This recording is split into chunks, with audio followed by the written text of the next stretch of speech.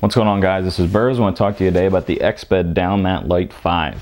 This is something I've been using for over a year now, going out in the back country using it, in hammocks using it, not in hammocks, and this is an R value of 4.1. So this is definitely going to be something that's going to be something you're going to want to use in the winter time. It has a good R value, it has a good loft to it, and when I say loft, what I mean is it has a good thickness to the baffling, and it's been really a companion for me with the majority of the trips I take. It is comfortable, and we're going to talk about that today. And this comes in at 29 ounces as far as the weight goes, so it's a little bit over a pound. It's a pound and a half, and mine is the long wide version, because when you use a hammock you need something wide to kind of wrap you in the the pad, or if you're using a pad, that's what you want to do. If you're not using a pad, you'd have a underquilt on. I don't really use underquilts, so I do use pads because I like it better. It's more comfortable for me. But when you do that for a hammock, you need it to be wide. So I have to buy usually the widest one they have, because the 20-inch versions of natural, or not natural, but regular pads, it's just not wide enough to wrap up around you when you're in a hammock. So I always do have to carry a little extra weight on the pad side, because I gotta get the large and the wide. So let's take it out and take a look at it. It does come in this cool looking stuff sack. You can see how big it is. That's why I kept it in here in the beginning of the video. As you can see, you can hold it in two hands. So however long that is, it's only about as long as my forearm. So it does take up, it's not a super small pad in your pack, but it's not super large either. Let's go ahead and take it out and we can talk about how this works. First off, as you saw me take this out, this is actually the pump to pump it up. It has a system where this will snap into the pad, and then you can use this to pump up the pad. I will tell you that is a pain in the ass at times.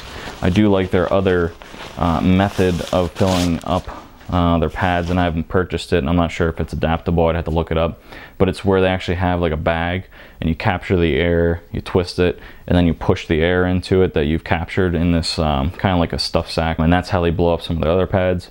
That definitely looks a lot more calorie saving than what this is, because there's a lot of times where I've had to just pump, even with what you want to use is your foot usually. But if you're not in a situation where you want your pad on all kinds of pricklies and thorns and crap, you would just do it when you're not around those things. So this is somewhat a pain in the butt. But let's take a look at the pad.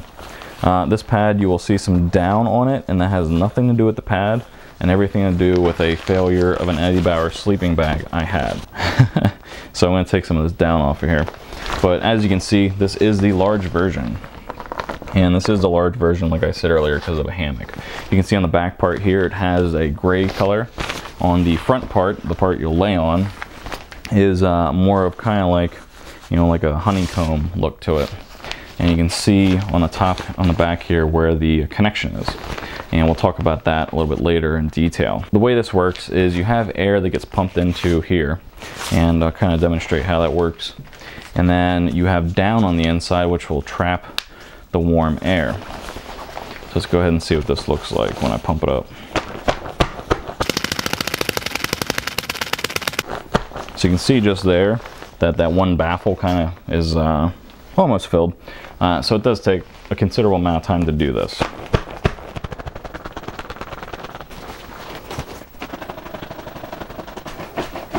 I'm still pumping. Feel the burn.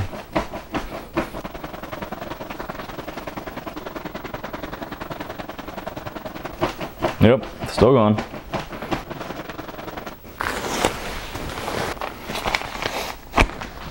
Now, the cool thing about this is you can take that off, and this air is not going to come out.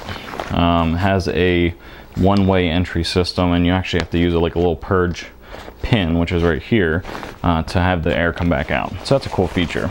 As you can see, it's not pumped up, but it doesn't mean we can't talk about it.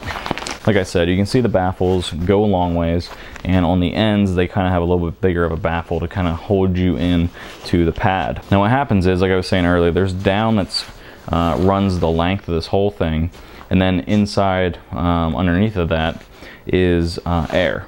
So when you blow this up with air, you also have the down holding in your warmth, as well as the air keeping you away from the ground or wherever you're trying to stay away from that's going to rob you of heat. So far, I have had no problems with any punctures or anything like that, and I've had no issues with it losing air. It does not lose air. That is the hugest, I don't know if that's a word. That's the biggest selling point with this pad, is the system to fill it up and to expel the air out. It doesn't lose air. It is probably the best on the market when it comes to air, system management.